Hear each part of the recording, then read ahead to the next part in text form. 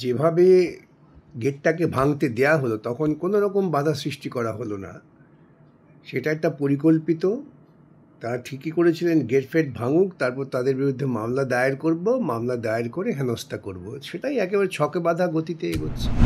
মুখ্যমন্ত্রী বামপন্থীদের ভয়ে আতঙ্কিত আছেন, তাই তিনি ভাবছেন যে আন্দোলনে যারা আছে তারা যদি মুখ্যমন্ত্রীর আসল চরিত্রটা বুঝতে পেরে গিয়ে বামপন্থীদের দিকে ঝুঁকে পড়ে তাহলে ওর বিপদ, সেই জন্যই বলছেন।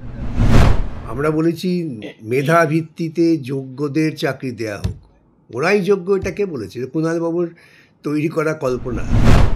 স্যার, কার্যত আমরা যেমনটা দেখতে পাচ্ছি, ঠিক বিকাশ ভবনের গেট ভাঙচুর থেকে শুরু করে সেই দিন পুলিশের লাঠিচার্জ, তৃণমূলের পক্ষ থেকে যে গুন্ডা বাহিনী, সেই গুন্ডা বাহিনীর আক্রমণ, এই সব কিছুর পরেও শোকজ করা হলো সেই চাকরি প্রার্থীদেরই সরকারি সম্পত্তি ভাঙচুরের অভিযোগে। কি বলবেন? দেখুন, আমি তো বোধহয় ইতিপূর্বেই বলেছিলাম যে যেভাবে গেটটাকে ভাঙতে দেয়া হলো তখন কোনো রকম বাধা সৃষ্টি করা হলো না, সেটা একটা পরিকল্পিত।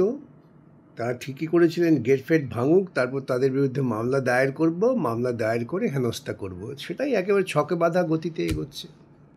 10 জনকে শোকজ করা হচ্ছে। এই আন্দোলনের অন্যতম মুখ বলতে পারেন, আরও লোকেদের করবে। তা না হলে যখন গেটটা, ওই অত বড় একটা গেটটাকে ধাক্কা দিয়ে সব ভাঙছে, তো অনেকক্ষণ সময় গেছে। ওখানে আমি তো একজন পুলিশকেও দেখিনি যে তারা এসে সেই কাজে বাধা দিচ্ছেন, যেটা তাদের প্রাথমিক দায়িত্ব ছিল। পুলিশ ওদের প্ররোচিত করেছে, ওরা সেই প্ররোচনায় বোকার মতো পা দিয়েছেন, আজকে এখন ভুগছে তার জন্যে। স্যার, একেবারে অন্যদিকে আমরা দেখতে পাচ্ছি যে তারা একেবারে শাসক দলের ওপর থেকে আস্থা হারিয়ে বিজেপি, সিপিএম, কংগ্রেস সমস্ত দলের প্রতিনিধিদের সাথে দেখা করছেন। সেটা আমি জানি না কে কার সঙ্গে দেখা করছেন, কেন দেখা করছেন।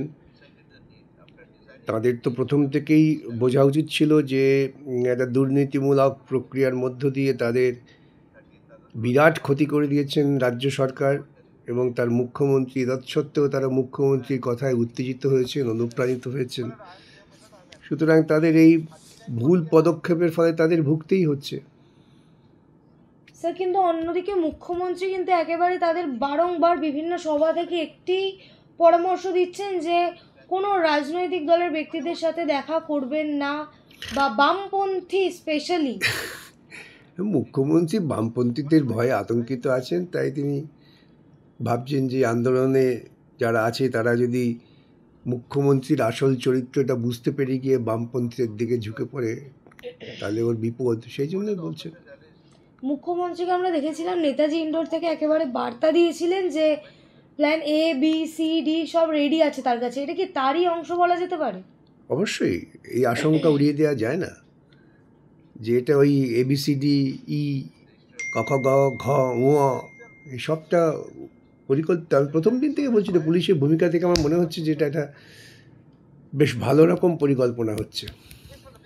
কিন্তু স্যার, তাদের বিরুদ্ধে শোকজ লেটার যদি হয়ে থাকে, পুলিশের এই মিনিমাম রিয়াকশনের বিরুদ্ধে তো পুলিশ মন্ত্রী এখনো মুখ খুললেন না। পুলিশ মন্ত্রী কখন মুখ খোলেন? যখন দেখা যায় তৃণমূলের গুন্ডা, চোর, বদমাইশ তাদের বিরুদ্ধে পুলিশ ব্যবস্থা নিয়েছে, তখন তিনি মুখ খোলেন। যখন দেখছে যে আন্দোলনকারীদের বিরুদ্ধে ব্যবস্থা নিয়েছে, পুলিশ মন্ত্রী মুখ খুলবেন কেন? তিনি তো খুশি হবেন। দেখছেন না তিনি তার মুর্শিদাবাদে যে চূড়ান্ত ব্যর্থতা হলো, এই নিয়ে তিনি মুখ খুলেছেন? মুখ খুলছেন না কেন? তিনি তার পরিকল্পনা অনুযায়ী ওখানে গুন্ডামিটা হয়ে গেছে, রায়টটা লাগানো হয়ে গেছে, যা রাজনৈতিক ফয়দা লোটার তিনি এবং RSS-এর পক্ষ থেকে সেটা করে নিয়েছেন, অতএব মুখ খুলবেন না।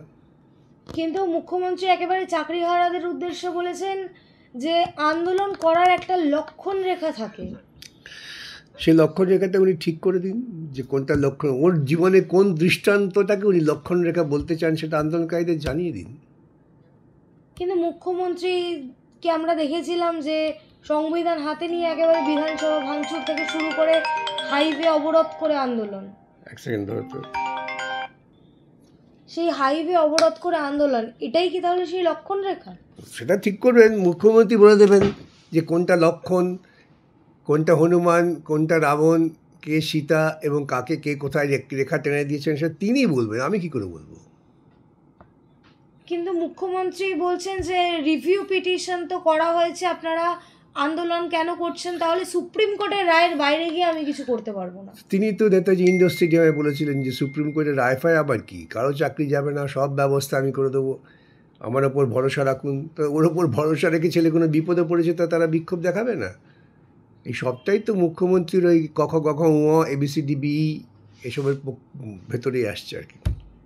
বামপন্থীরা নাকি আন্দোলনকারীদের নিয়ে রাজনীতি করছেন, কুণাল ঘোষ প্রেস মিট করে জানিয়েছেন। এই সবার কথা যদি জবাব দিতে হয় তাহলে তো আমাকে আর কোনো কাজ করতে হবে না, আমি যার তার কথা জবাব দিই না।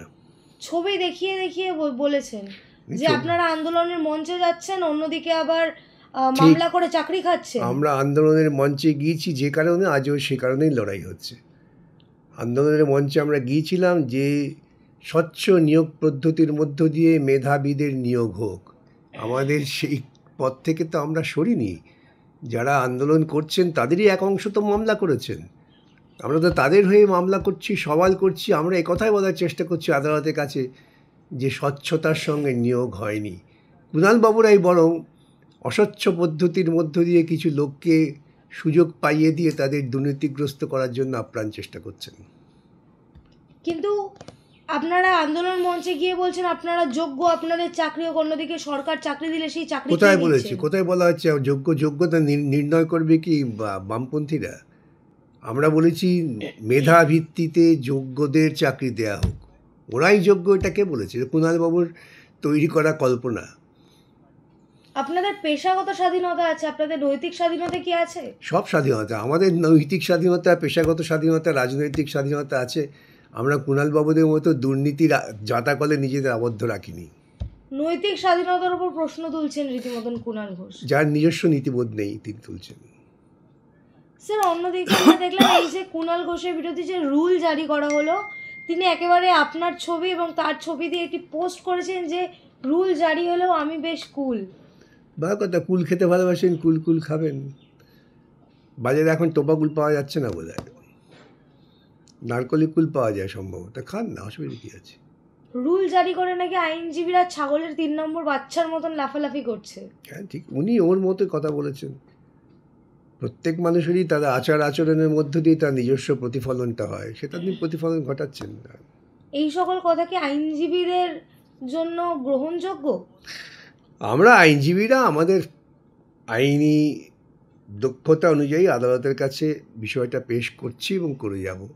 তাতে কুণালবাবু বা কুণালবাবুর পিসি না দিদি না কাকি কী বলেন জানি না, আমি তার যদি বুকে ব্যথা লাগে আমাদের কিছু করার নেই। স্যার, একেবারে শেষ প্রশ্ন, কুণাল ঘোষ যার বিরুদ্ধে নিজেই কন্টেম্পট অফ কোর্ট মামলা চলছে, তিনি আবার এই আন্দোলনকারীদের বোঝাচ্ছেন যে এমন কোনো পদক্ষেপ নেবেন না যাতে কন্টেম্পট অফ কোর্টের দিকে যায়, মুখ্যমন্ত্রী কিছু না করতে পারে। পাগল ছাগলের কথা জবাব দিই না।